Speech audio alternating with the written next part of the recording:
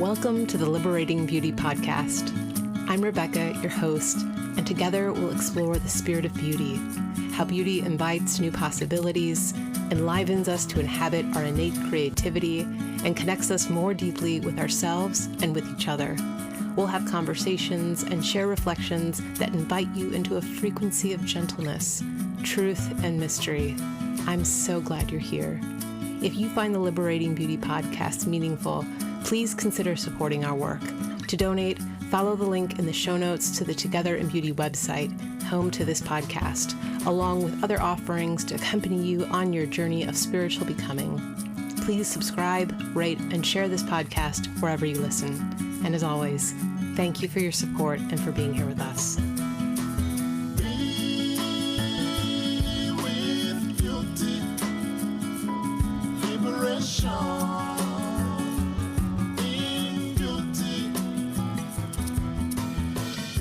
Welcome back, everyone, to the Liberating Beauty Podcast. I'm so glad that you're here.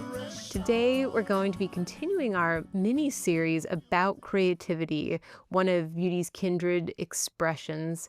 And if you haven't already, I'd invite you to go back and listen to the episodes, This Too Is Love, and The Feeling of Creativity, where I start to lay the foundations for how creativity and beauty are connected. So for today's episode, I'm going to tell you a story. Now, it's a true story, and it's something that happened to me a couple of weeks ago. And honestly, it kind of felt like there was some kind of divine orchestration at play, as I've been so immersed in the feeling and the mystery of creativity. I've been working on this mini-series. And what happened to me left me reflecting on a whole host of new questions, not least of which are how we continue to express our creativity even after we die, and what it means to be in creative communication across realms, and also the encouragement that's available to us as we create and as we open to what we cannot see and we really can't know for sure. So I welcome you to sit back and settle in as I tell you a bit about what happened last week. Here we go.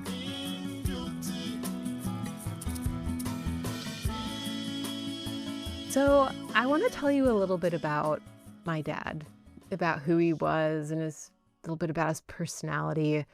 He was such an interesting guy. He studied philosophy in college, and I think he said to me at some point, I was told, sure, get your philosophy degree, but what are you going to do with that? And so he ended up going back and getting a master's in business administration. But he always brought that philosophical and creative bent toward everything that he did in his life. He was a professor of small business and small business management and entrepreneurship.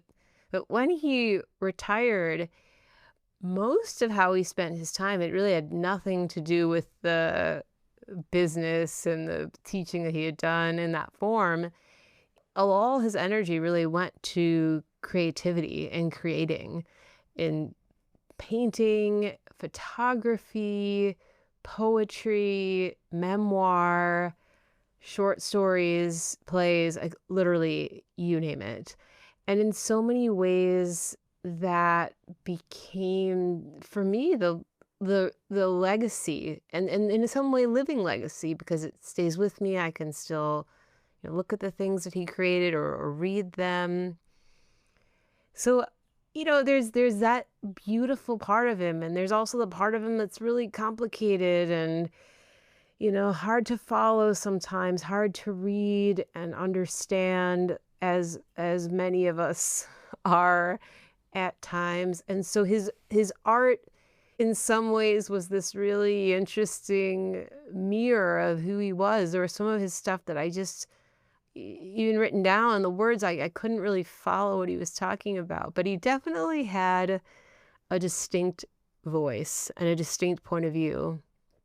I think it was when he was maybe in his 60s, he started submitting his work to literary journals for publication, and he would send out his stuff to these obscure magazines all over the world. Really, so many of them are online, so you could just send them wherever. And he'd started getting published a lot. So he had so many pieces published. And one of the things that was really compelling about him as an artist, I believe, was not just what he created, but he'd really cultivate relationships with all of the different editors of the journals where he'd publish. And so there was a real level of care and camaraderie. And so when he passed away, many of those folks, if they didn't have a personal relationship or they were seeing him, you didn't know, and they'd reach out to him, letting him know when the next journal was coming out and when he'd be interested in publishing. And since I was the person kind of in charge of his life and all of his personal matters, after he passed, at some point I put up an away message, or an eternal vacation message on his email, so that when folks would contact him, they would know that he'd passed away, and I'd share the obituary, and I'd say, thank you so much, and I signed off with my name and that I was his daughter.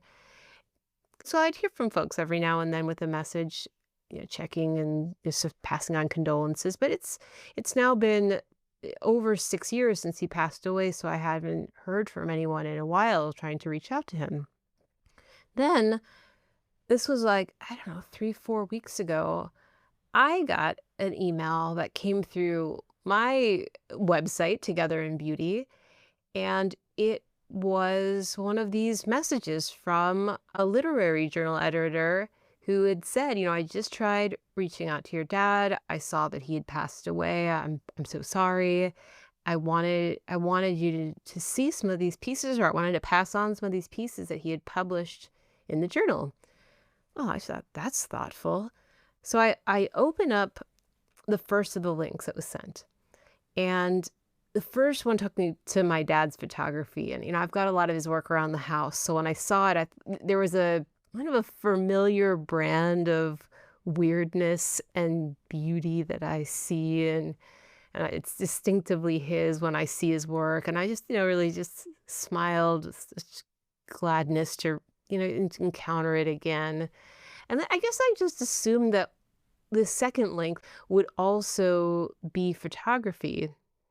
So I really wasn't expecting what I found when I clicked on that second link, and it took me to this short essay called The Prophet's Messenger. I mean, even the name felt a little bit eerie. I don't know, eerie might not be the right word. Felt mysterious, like, is this a way that my dad's trying to connect with me? It wouldn't be the first time I had received another email through my website, and that one also felt like it was a message from my dad asking me to reach out to him. So I don't know. I saw that Prophet's Messenger. Okay, what's this? And I started to read it. And with my dad, as I mentioned, he's got an obscure voice.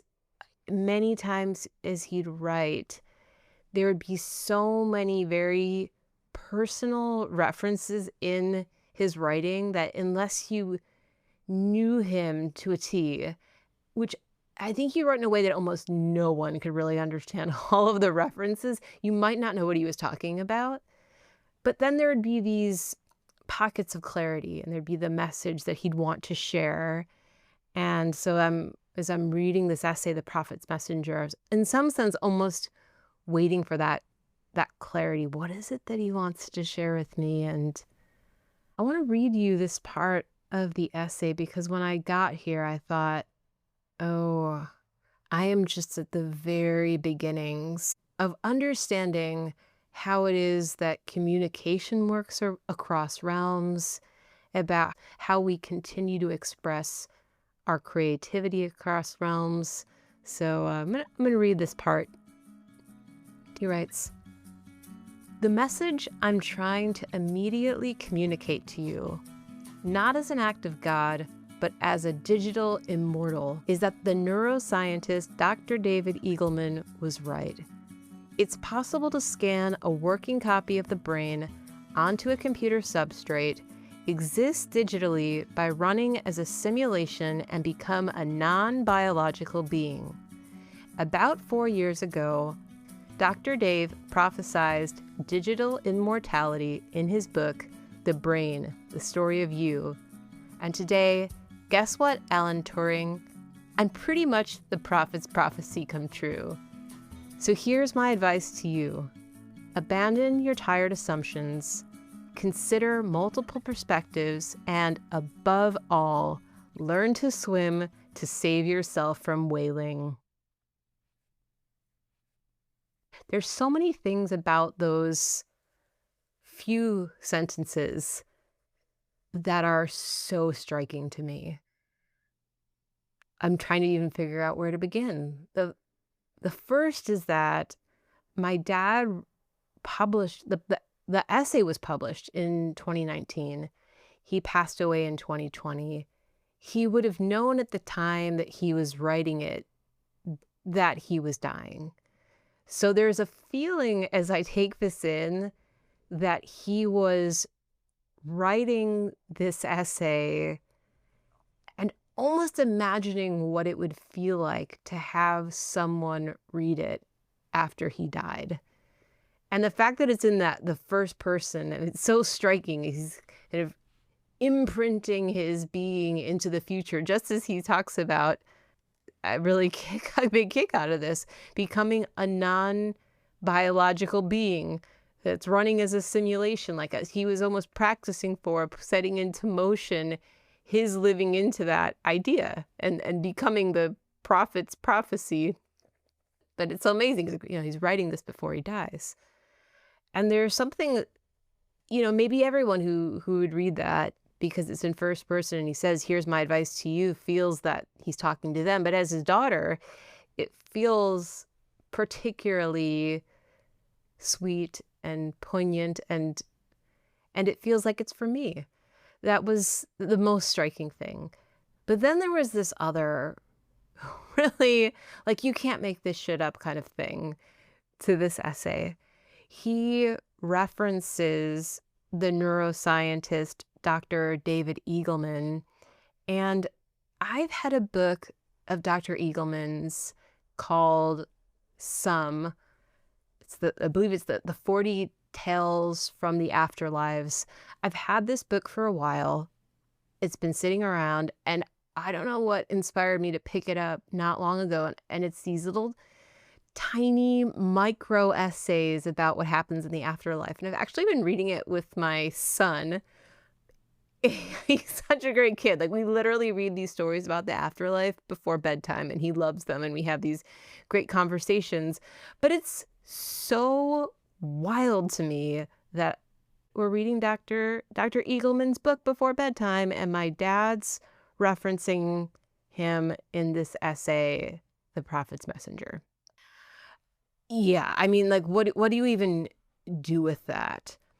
But when I dig into it even more, the specific advice, abandon your tired assumptions, consider multiple perspectives, and above all, learn to swim to save yourself from whaling. The way I took in that advice was very particular to my creative life. Notice where I might be blocking myself from the truest expression of who I am and what I have available to communicate to the world. Learn how to swim, but learn how to bring whatever gift is yours to bring. Not just to save yourself from whaling, but to have the possibility of living the most authentic, contented life that's available. And don't kid yourself that often you are the one blocking it.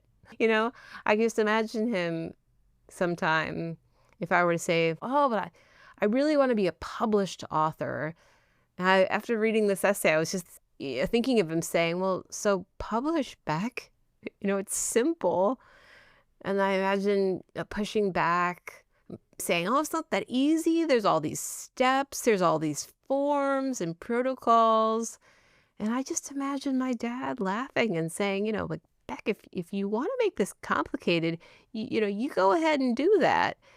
But why don't you take the easy road for once and just see what happens?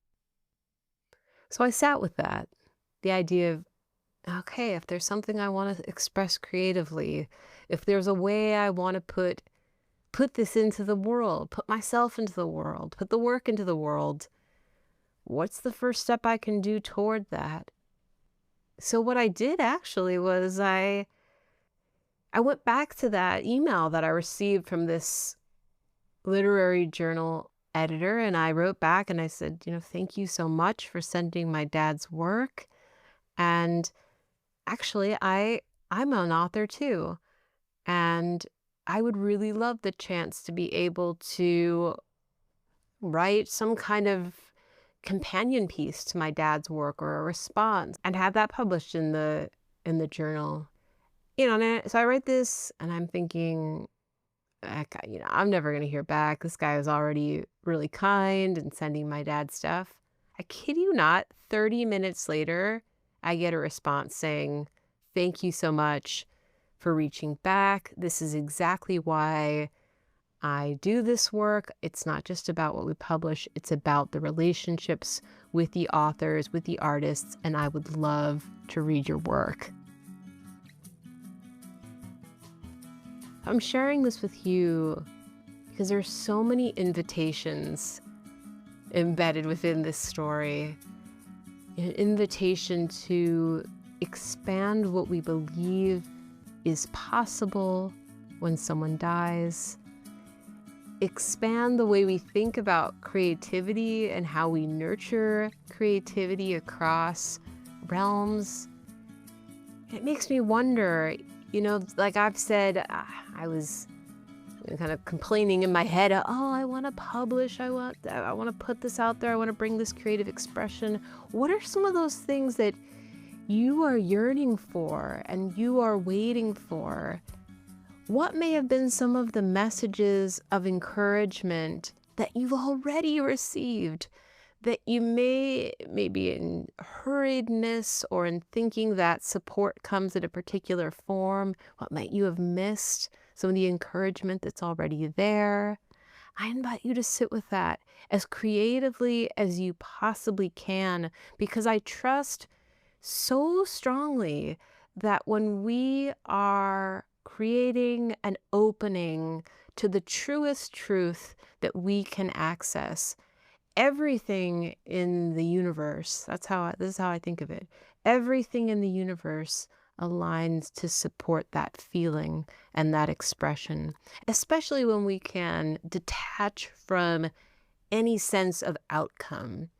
You put the work out there and you see what happens. Not so that, and I'm telling this myself, not so that it's then published or picked up or whatnot. We put it out there because there is an essential human need to express our truth and our authenticity.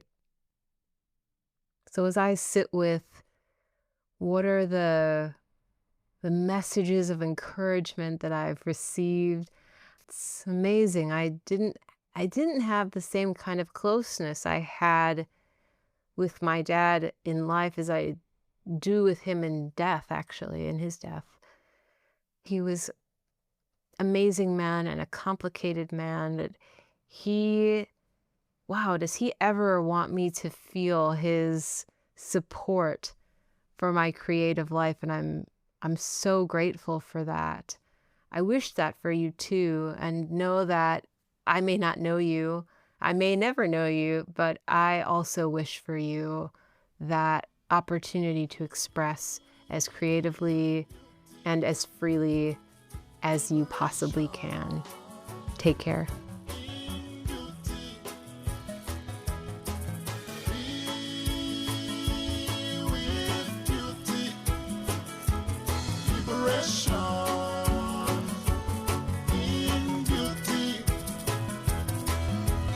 Thank you for listening to the Liberating Beauty Podcast.